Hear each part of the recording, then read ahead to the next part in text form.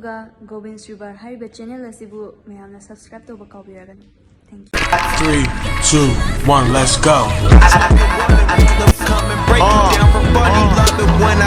Let's go.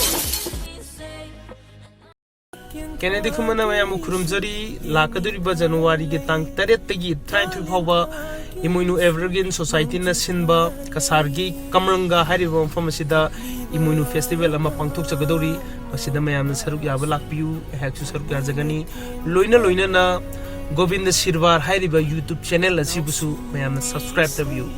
Thank you. Kurumzari.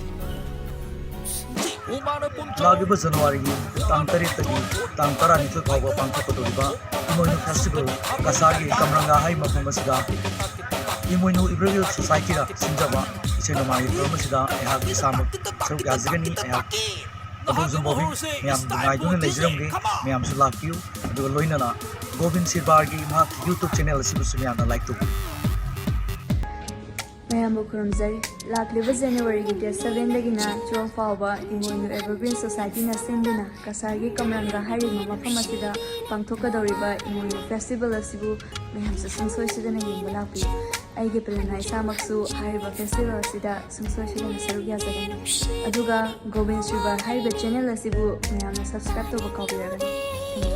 Very Mayambu, Lakliba, January Day 7 Dagina, 12 Fauba.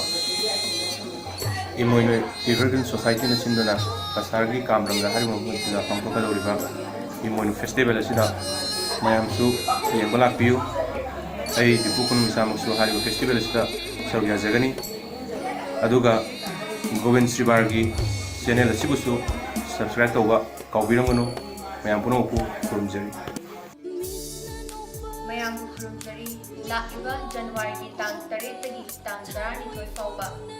Emoinu Evergreen Society Nasindana, Kasargi Kamranga Hariba Mafamasida, Chathagadoriba, Emoinu Festival Asida, Maisama, Society Sargazani, Mayam Suki, Basunala, Aduga, Gobin Sribar Hariba, channel and subscribe to